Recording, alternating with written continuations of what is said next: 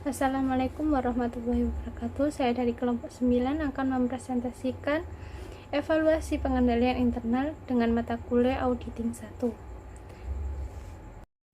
Sebelum itu, saya akan memperkenalkan diri. Nama saya adalah Uswatun Hasanah dengan NIM 190302093 dan rekan saya Lailatul Qadriah Qudsi dengan NIM 190302094.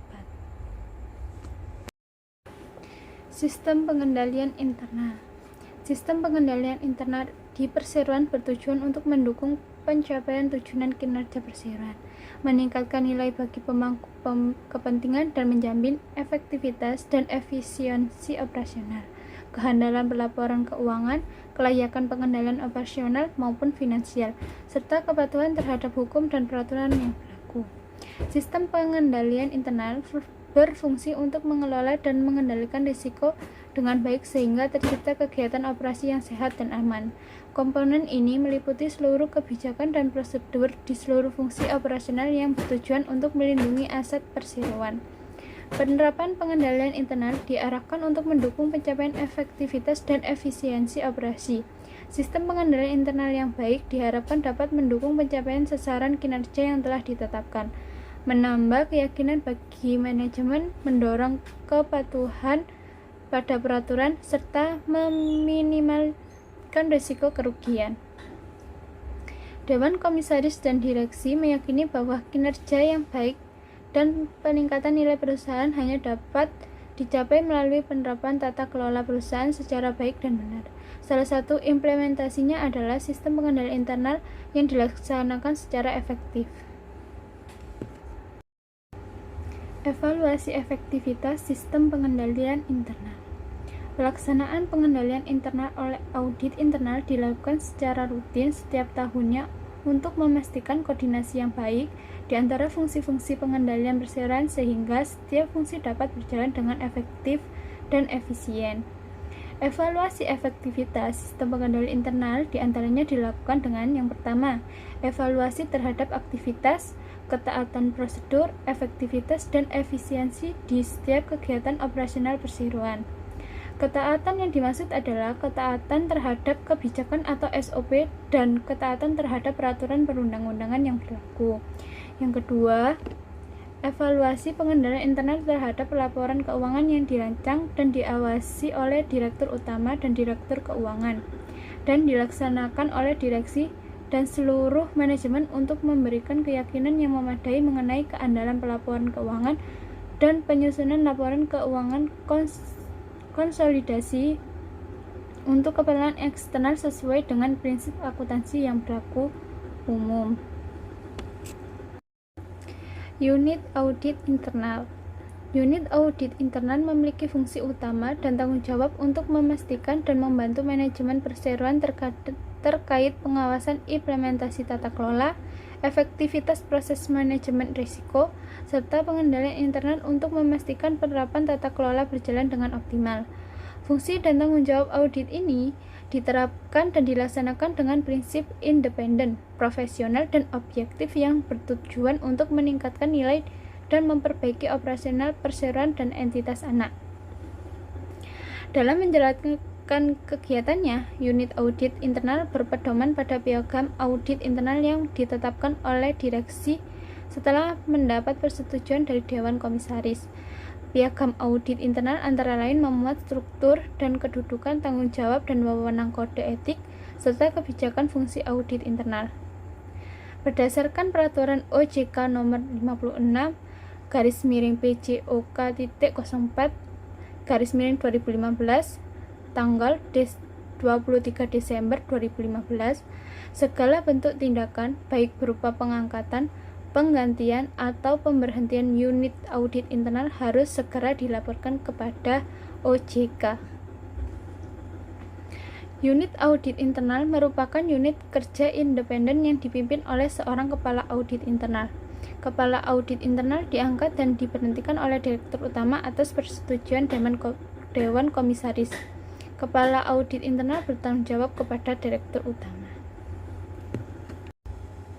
Tugas, tanggung jawab, dan wewenang audit internal. Tugas dan tanggung jawab yang dimiliki oleh unit audit internal antara lain adalah: yang pertama, menyusun dan melaksanakan rencana audit internal tahunan.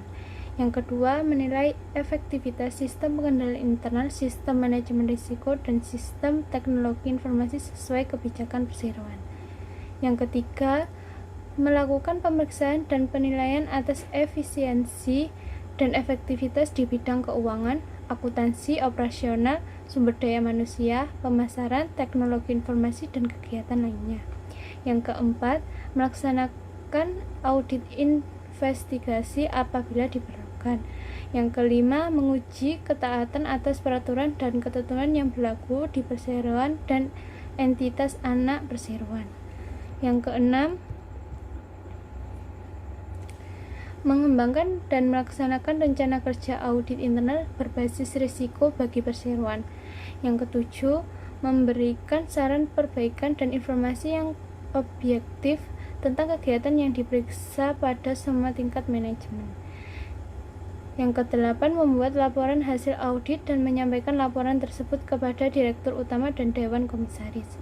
Yang kesembilan, memantau, menganalisis, dan melaporkan pelaksanaan tindak lanjut atas perbaikan yang telah disarankan. Yang ke-10, bekerja sama dengan komite audit. Yang ke-11, melakukan pemeriksaan khusus apabila diperlukan.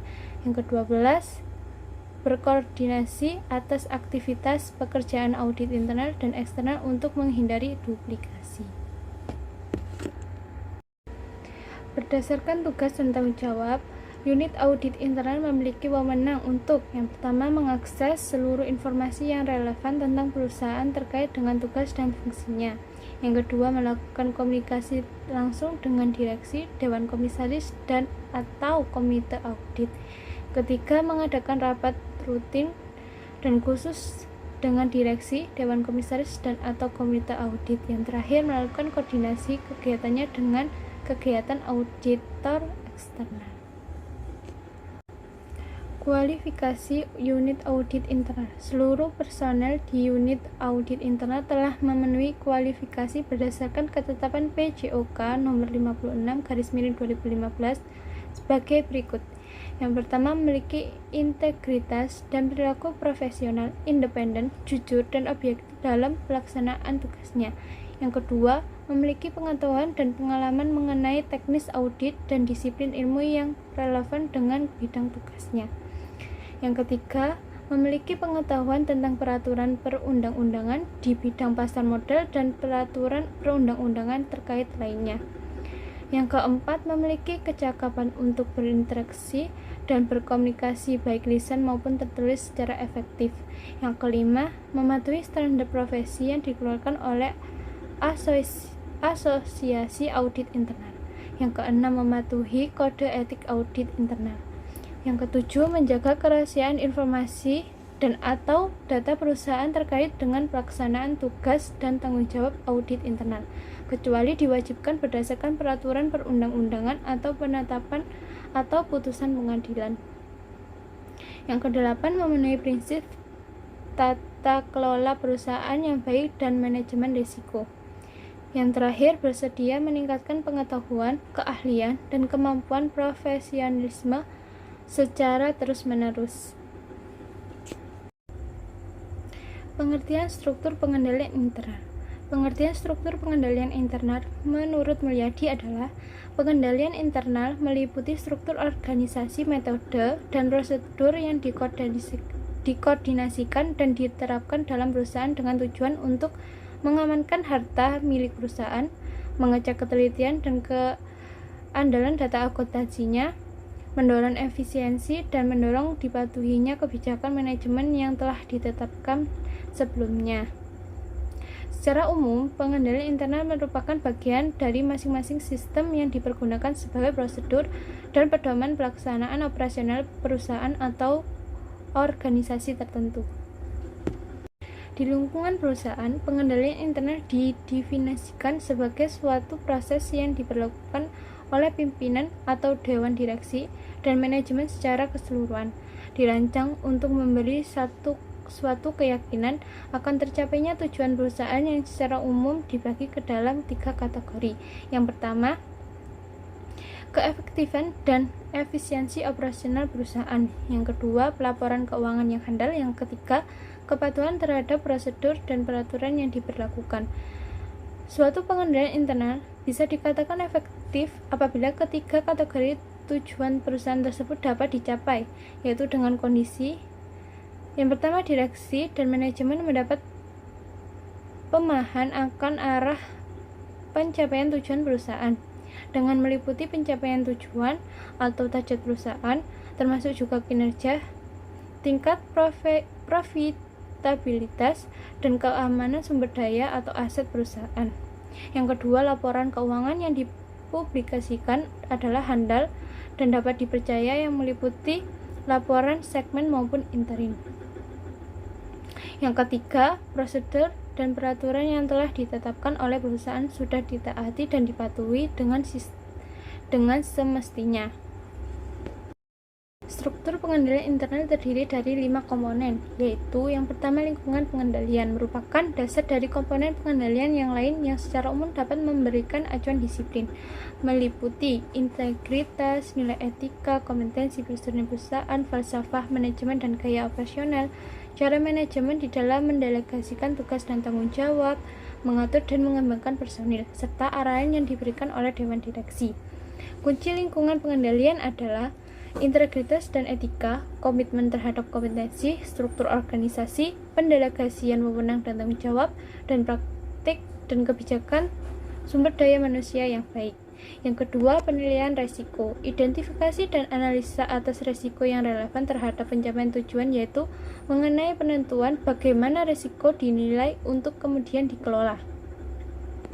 Komponen ini hendaknya mengidentifikasi resiko baik internal maupun eksternal untuk kemudian dinilai. Sebelum melakukan penilaian risiko, tujuan atau target hendaknya ditentukan terlebih dahulu dan dikaitkan sesuai dengan level-levelnya. Langkah-langkah dalam penaksiran risiko adalah sebagai berikut.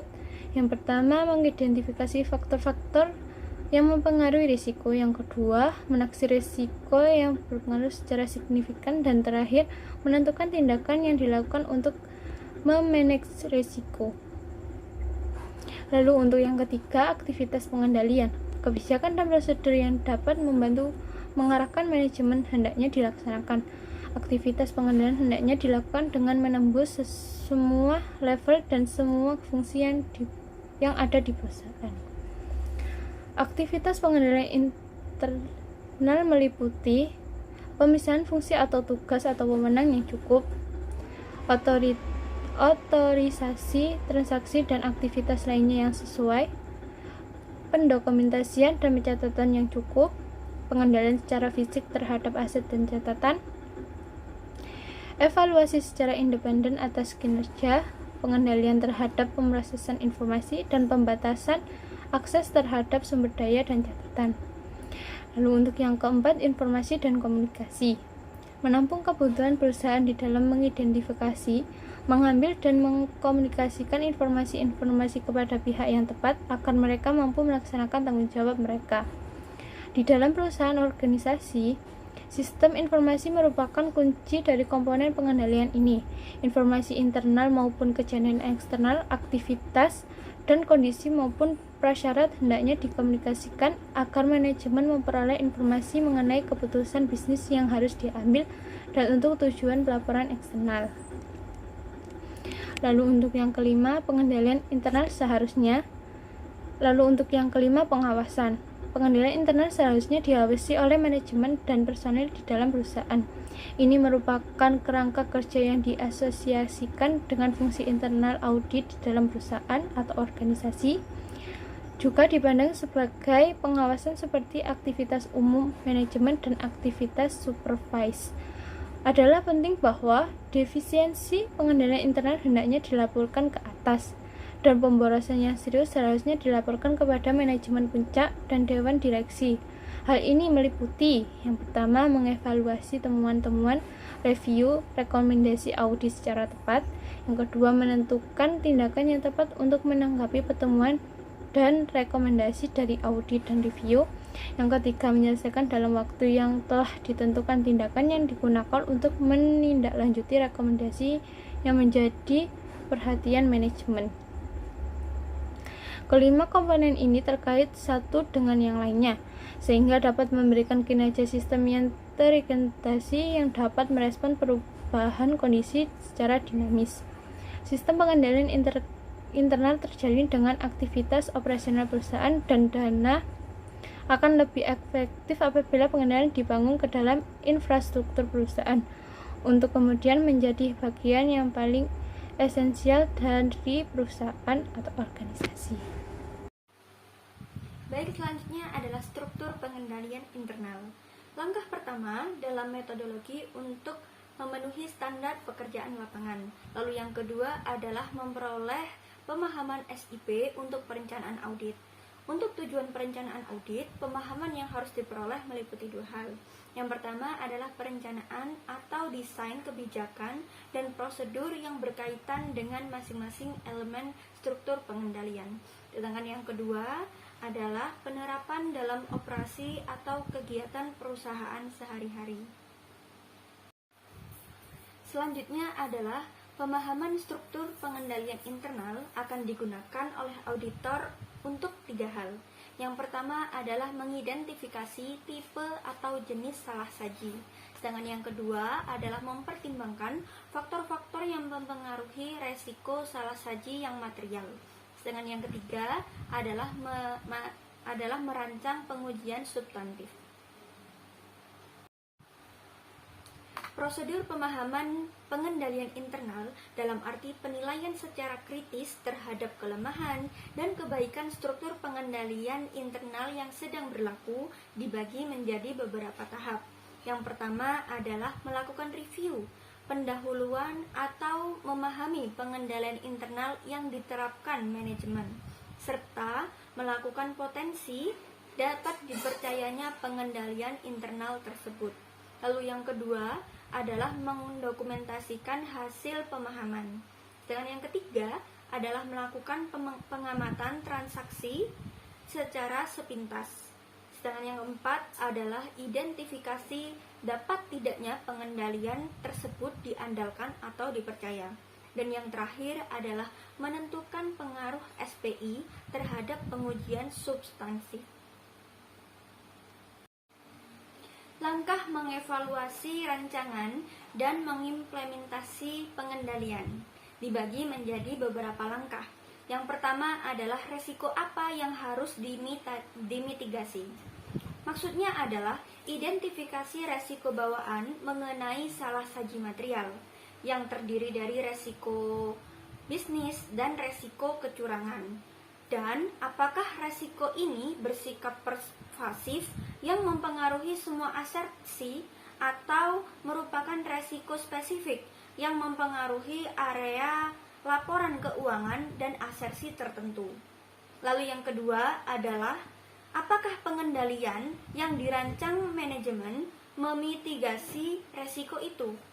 Jadi kita mengidentifikasi proses bisnis yang sudah ada, mewawancarai personalia entitas untuk mengidentifikasi pengendalian apa yang memitigasi resiko yang diidentifikasi dalam langkah 1. Lalu review hasilnya, apakah benar-benar pengendalian itu memang memitigasi resikonya. Lalu komunikasikan setiap kelemahan signifikan yang diidentifikasi pengendalian internal entitas terhadap TCWG dan manajemen. Lalu yang ketiga adalah apakah pengendalian yang memitigasi resiko itu berfungsi.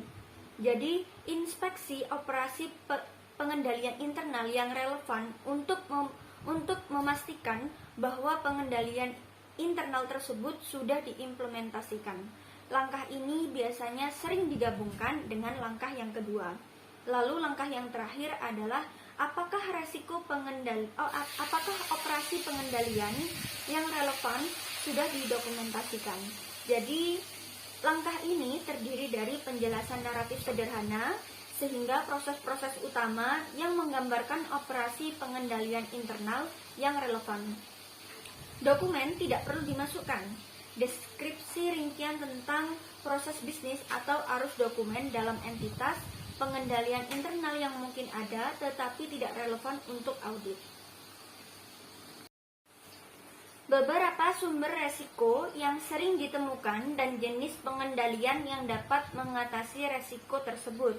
Yang pertama adalah laporan keuangan yang tidak andal atau resiko pervasif. Sumber resikonya bisa berasal dari faktor industri atau eksternal, sifat entitas, kebijakan akuntansi, tujuan dan sasaran entitas, pengukuran kinerja, serta kecurangan. Lalu pengendalian penanggulangannya adalah dengan pengendalian dan proses pada tingkat entitas. Lalu pengendalian TI umum dan pengendalian transaksional. Lalu yang kedua adalah salah saji ketika menyajikan laporan keuangan atau resiko pervasif. Sumber resikonya bisa berasal dari estimasi akuntansi, lalu penyisihan, lalu kebijakan akuntansi, penggunaan lembar kerja, transaksi non-rutin, jurnal entries, rekonsiliasi info untuk pengungkapan.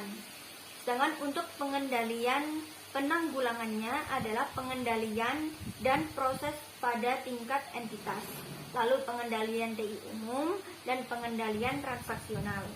Selanjutnya adalah transaksi yang tidak dicatat dengan akurat. Sumbernya bisa berasal dari identifikasi atau pencatatan transaksi yang sudah disetujui, klarifikasi transaksi. Lalu untuk pengendalian penanggulangannya bisa berasal dari pengendalian transaksional, pengendalian aplikasi TI, dan beberapa pengendalian pada tingkat entitas yang spesifik. Ada dua cara yang digunakan untuk menyandingkan pengendalian internal dengan faktor resiko atau tujuan pengendaliannya yang dirancang untuk menangkal resiko, yaitu yang pertama adalah one risk too many control, yaitu satu resiko banyak pengendalian. Pendekatan ini biasanya digunakan untuk memetakan semua jenis pengendalian, termasuk pengendalian transaksional.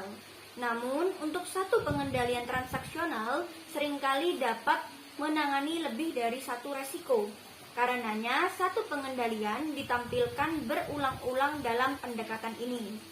Pendekatan ini bermanfaat khususnya dalam memetakan atau menyandingkan resiko pervasif pada tingkat entitas beserta pengendaliannya.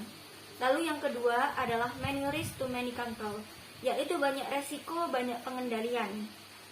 Metrik rancangan pengendalian memungkinkan auditor secara sekilas dengan cepat dapat melihat satu hubungan banyak dengan banyak antar resiko dengan pengendalian.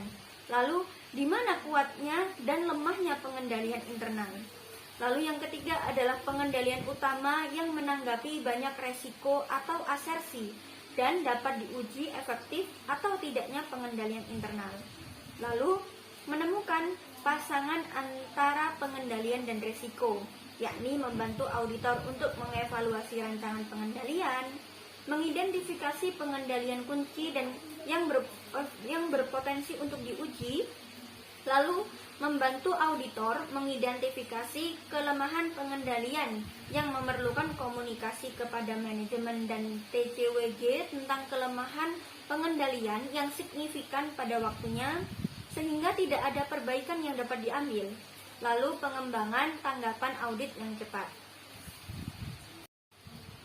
Selanjutnya adalah auditor mengidentifikasi pengendalian internal. Dapat dijelaskan dalam langkah-langkah berikut ini. Yang pertama adalah identifikasi resiko bawaan. Identifikasi resiko pervasif di tingkat entitas dan resiko transaksional spesifik yang perlu dimitigasi melalui prosedur pengendalian internal untuk mencegah dan mendeteksi ataupun mengoreksi salah saji material. Lalu yang kedua adalah tanya prosedur pengendalian internal yang menangani resiko tersebut. Tanya penanggung jawab, apakah ada prosedur pengendalian internal di entitas itu untuk dimitigasi setiap faktor resiko atau satu demi satu. Lalu dokumen pengendalian internal yang diidentifikasi dapat menggunakan bahasa yang digunakan oleh orang-orang yang diwawancarai. Lalu yang ketiga adalah dokumentasikan hasilnya. Pengendalian internal yang diidentifikasi dapat didokumentasikan dengan berbagai cara. Pengendalian internal yang diidentifikasi dapat dirincikan untuk setiap faktor resiko atau rinci dalam control matrix yang dihubungkan dengan berbagai faktor resiko terkait.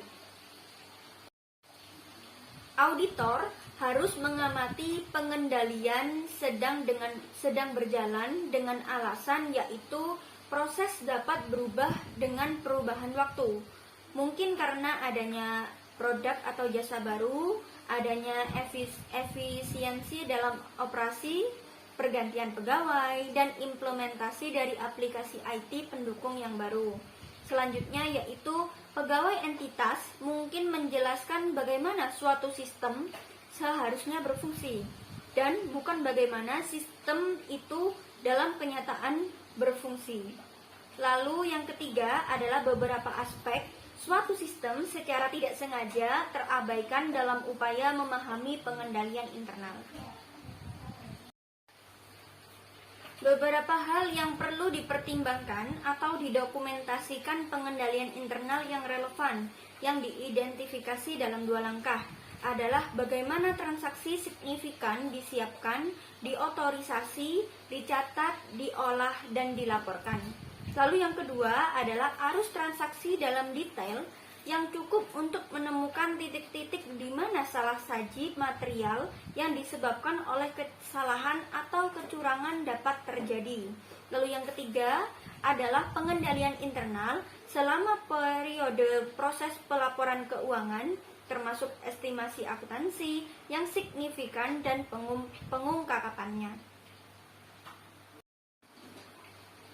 Pemutakhiran dokumentasi di tahun mendatang. Pemutakhiran ini meliputi 1. Buat salinan dari kertas kerja tahun lalu sebagai tolak ukur pemutakhiran di tahun berjalan. Jika tidak ada perubahan, evaluasi implementasi pengendalian. Sedangkan jika pengendalian sudah diimplementasikan dan resikonya tidak berubah, rancangannya dapat diterima. Lalu yang kedua adalah mutakhirkan data resiko yang dimitigasi oleh pengendalian. Lalu yang ketiga adalah identifikasi perubahan dalam pengendalian internal dan tingkat entitas dan tingkat transaksional. Lalu jika ditemukan ada perubahan, tentukan apakah pengendalian internal yang baru sudah dirancang dan diimplementasikan. Selanjutnya, memutakhirkan keterkaitan antara pengendalian internal dengan faktor resiko yang tepat. Dan yang terakhir adalah memutakhirkan kesimpulan pada resiko pengendalian.